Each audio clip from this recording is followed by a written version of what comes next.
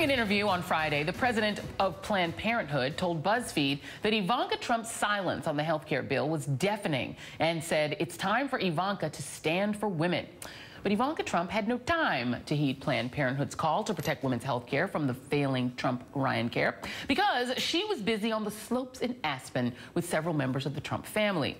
According to the Aspen Times, the 100 Secret Service agents that Trump's brought with them apparently spent more than 12,000 of your tax dollars on rental ski equipment and other things. And while she slalomed down the slopes, Ivanka got a promotion. Donald Trump is giving his daughter an office in the West Wing to go along with her new unofficial advisor role. And back with me, Ron Reagan, and joining us now, civil rights lawyer Lisa Bloom and political White House reporter Amy Carney. Amy, I'm going to go to you first. Ivanka was skiing when the health care bill went down in flames, and there's some reporting that Donald Trump might be a little bit annoyed that Jared Kushner, her husband, and Ivanka were doing that skiing rather than helping him pass the bill. Not sure how they could have helped him pass the bill, but do you can you back that reporting up? I did see that report. I didn't. No one told me that, but I think that it is interesting. I mean, Jared and Ivanka work for the president. If he was really annoyed, he could have told them, "I need you here by my side." I think the timing of their Aspen ski vacation just tells a broader story about how much the Trump administration really cared about getting this done. Jared Kushner is Donald Trump's top advisor, and he wasn't there on a week when they were pushing hard to get the signature, the first big piece of legislation passed, and it failed. I think that it's very telling that he had somewhere else to be that day. Ivanka also, I mean, it's not really clear what her role is. She's going to have a full-time job in the West Wing. She's going to have a security clearance. She's going to have a government-issued phone.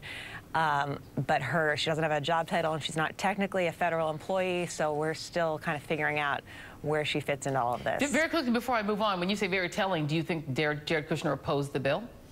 I don't think he opposed the bill, but I just think that, you know, he wasn't there to put the full force of this administration behind it. Right.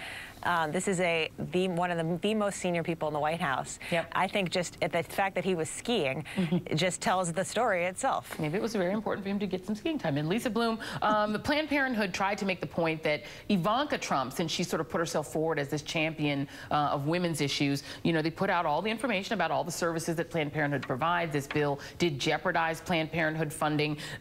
Is it more, as Annie said, it was really Jared's job to be there pushing the bill, or do you think there's something to the criticism of Ivanka here for not being a part of it? I think we have to let go of the idea that Ivanka is a stealth feminist whispering in her father's ear, advocating for women's rights, because apparently she has not lifted a pretty little jeweled finger to help women or anybody else since he's been elected. I think she's become the silent Stepford daughter who's very loyal to her father. Unfortunately, apparently we always have to have at least one woman in the White House working full-time, not getting paid, and that's now going to be Ivanka. But I don't see any evidence that she's advocating for our rights. And you know, Ron, you know, as you know, we're in the awkward position of being the only person who knows what it's like to be the son of a president of the United States that you may ideologically disagree with. And there is sort of this stealth reporting that I think may come from her people that tries to cast her as, you know, totally not for everything. But, you know, the role that she's in is not traditional. It is not paid, but she is getting access to national security information. That is odd. And do you think that's odd? And why do you think that is? Well, it's simply odd. The whole thing is odd. Listen to the conversation that we've been having, and Jared Kushner, her husband's name, comes up, and Ivanka comes up, and we're hearing about Jared Kushner as one of Donald Trump's most trusted advisors, and I'm sure you could say that about Ivanka, too. Has it occurred to anybody, and I'm sure it's occurred to all of us, that Jared Kushner and Ivanka Trump have absolutely no policy chops whatsoever? They don't have any expertise in anything.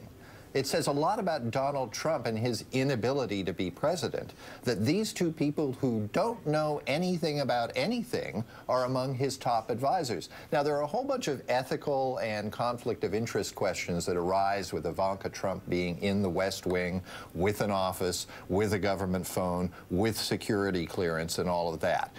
And that bears watching. For instance, will she abide by all the ethics rules that federal employees do? She yesterday said that she would voluntarily abide by those. As somebody pointed out yesterday, if you voluntarily abide by something, you can voluntarily unabide by it too. Yeah. But the thing that fascinates me more than any of this stuff is why she's there in the first place, and for that matter, why Jared Kushner is there. It seems to me that she's something of a security blanket for Donald Trump, and also I suspect that people around him are panicking because they can't control him.